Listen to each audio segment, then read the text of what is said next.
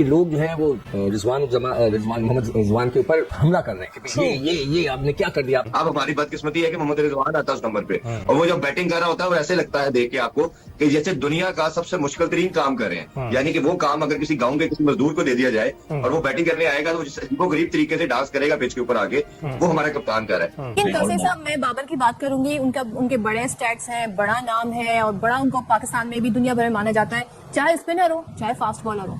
बाबर नहीं परफॉर्म कर पा रहे, तो 9 रन बनाए और जितनी बॉलें उन्होंने खेली, हमारे कैप्टन रिजवान सिफर पे आउट हो गए। भाई आप क्यों खेल रहे हो, आप मना कर दो ना। कि पाकिस्तान का क्रिकेट टीम का टोटल ही बाइकआउट किया जाए। एयरपोर्ट पे इनका टमाटरों अंडरों के साथ ऐसा स्वागत किया जाए कि इनकी आने वाली नस्लें याद करें। बैट और बॉल को इनको चाहिए सिर्फ बत्ती बना ले और बत्ती बना के ना अपने आने वाली नस्लों को दे दें। उस पे मुंह पे लानत है। जो बाबर आजम को किंग बोलते हैं ना, उस पे मैं थू करता हूँ। उस पे जो लानत जिसको बाबर आजम को किंग बोलते हैं ना, उसको थू करता हूँ। पूरा पाकिस्तान किंग कहता है बाबर को, उस पे मैं पूरे पाकिस्तान में जो बाबर आजम को किंग बोलते हैं ना, उस पे मैं वो थू। गधे को बाप बनाते हो तुम लोग यार। 150 भी करते तो 90 पे आप आउट हो रहे हैं। What can you do about that? नहीं तो आपके बाबर आजम, आप रिजवान का आउट तो देखें, यहाँ कोई फुटवर्क नहीं अपनी जगह पे। पाकिस्तान की क्रिकेट उस जगह पे पहुंच गई जहां पे बोला जाता है ना, इन्ना लिल्लाहि व इन्ना इलैहि राजिऊन, रेस्ट इन पीस। बिल्कुल बाबर अब पहले वाले जो उनका माइंडसेट था उससे हट चुके हैं। अब उनको बस यही है कि यार किसी तरह अपनी टीम में जगह बचा लूं। फिर बाबर आजम को बैठा के कोई बताए उसको कि भाई तुम्हें क्या प्रॉब्लम है, तुम्हें 1 साल हो गया, 29 वनडे इनिंग्स हो गई, तुमने कोई सेंचुरी नहीं बनाई, तुमको क्या प्रॉब्लम है, तुम किस तरह आउट हो रहे हो। मैं बाबर आजम को 2 टके का प्लेयर नहीं मानता, उसके ऊपर लानत है बाबर आजम को जो इस तरह टीम लेके गया। बाबर आजम के बारे में मेरे से नहीं पूछना, मैं और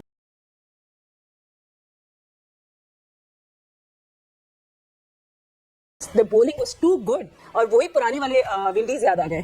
जो ये कहूँगा कि उन्होंने जो है ना 1980 की टाइप ऑफ क्रिकेट खेली। आप ये देखें कि जो बिल्कुल आराम से खेलते गए, 45 ओवर में उनके सिर्फ 227 थे, उसके बाद उन्होंने 70 रन कर दिए। और मतलब उन्होंने वही जो प्लानिंग हम लोग ये लोग सब कहते हैं ना कि आप लोग तो 1980 की बात करते हैं, वो ये मॉडर्न डे क्रिकेट है, मॉडर्न डे क्रिकेट। तो आपने देख लिया मॉडर्न डे क्रिकेट का। कल का जो ब्लेम देंगे ना आप, सिर्फ और सिर्फ अपने सीनियर की बैटिंग को देंगे। चेंजेस सही नहीं की, फला नहीं किया, उसको पहले करा दे। ये बातें तो जब होंगी ना, तो जब हम 10 रन से हारते, 15 रन से हारते, 20 रन से हारते कि यार बॉलिंग चेंजेस गलत की, उनको उसको ज्यादा कराना था। यहाँ तो टोटल कोलैप्स हो गया, टोटल कोलैप्स। तो अब आप इस पे क्या बात कर सकते हैं? 92 ऑल आउट, टोटल कोलैप्स। मतलब इसमें तो कोई एक्सक्यूज रहा ही नहीं कप्तानी का। तो इसका मतलब है कि मोहम्मद रिजवान को कप्तानी अब नहीं करनी नहीं चाहिए। सपोज करें वो सब चीजें अच्छी करते, जबरदस्त कप्तानी, फील्डर चढ़ा देते, 150 पे आउट करते और खुद 92 पे आउट हो जाते।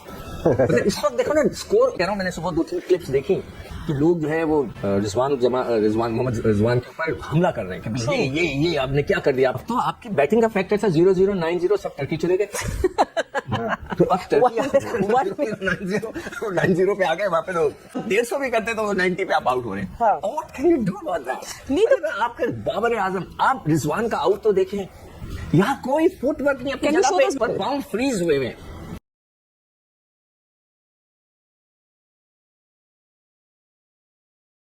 यानी कि इतना बड़ा प्लेयर, इतना सीनियर प्लेयर रहा नहीं जा रहा बात किए बगैर। अफसोसनाक कारकर्दगी है जिसमें कौमी टीम को वेस्ट इंडीज के हाथों 34 साल बाद शिकस्त का सामना करना पड़ा और पाकिस्तान की जानिब से 5 जो खिलाड़ी हैं हमारे, वो 0 पर ही आउट हो गए। क्या कहेंगे? वेस्ट इंडीज का ओडीआई में 10वां नंबर, हमारा 4था नंबर, पॉइंट्स में भी भारी, हम टीम में भी भारी, लेकिन परफॉर्मेंस 0 क्यों?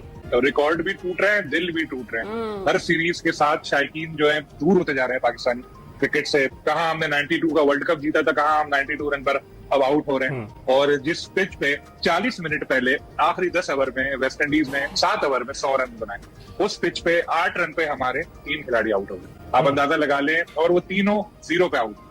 तो जी 40 मिनट में आप क्या हो सकता है? कुछ कांटे भी नहीं निकाला सकते पिच पे, कुछ और भी नहीं हो सकता, कोई उन्होंने छिड़काव भी नहीं कर दिया होता, जहर खा के भाग रहे हो ये लोग, पता नहीं क्या। और हमें शायद अब ये हकीकत तस्लीम कर लेनी चाहिए कि हमारी क्रिकेट टीम अब बिल्कुल लो लेवल पे जा रही है। अल्लाह ना करे, लेकिन आसार वही है कि क्रिकेट पे हॉकी वाला हमारा हाल होगा। पैसा जब तक है तब तक बचे रहेंगे, लेकिन क्रिकेट हमारी बहुत पीछे जा रही है। और इस वक्त जो हमारी परफॉर्मेंस है, एक टाइम आएगा हम बांग्लादेश, जिम्बाब्वे, आयरलैंड, इन टीमों के साथ खड़े हो जाएंगे। नहीं सलीम साहब, एक टाइम नहीं आएगा, वो टाइम आ चुका है शायद, जहां पर हम सीरीज भी हार रहे हैं, हुआ है। हाँ, सीरीज भी हार रहे हैं। और आपको पता है कि वर्ल्ड कप में हमारी परफॉर्मेंस क्या थी, हम अमेरिका जैसी टीमों से भी हार गए हैं। कप्तान जब बैटिंग करने आया, और आप उनके कप्तान भी 4 नंबर पे आता है, हमारा भी आता है। एक तो पूरे पाकिस्तान की 26 करोड़ की आवाम में से हमारी नेशन के पास कोई बैट्समैन नहीं है कि रिजवान से हमने चौथे नंबर पे बैटिंग करानी है, जो ये ब्रायन लारा का नंबर था, इंजमामुल हक का नंबर था, जैक कैलिस का नंबर था।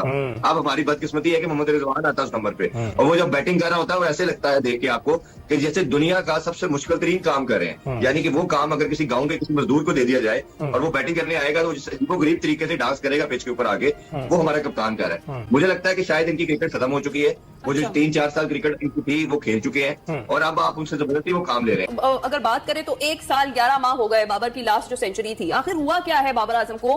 क्यों इस तरह की परफॉर्मेंस उन्होंने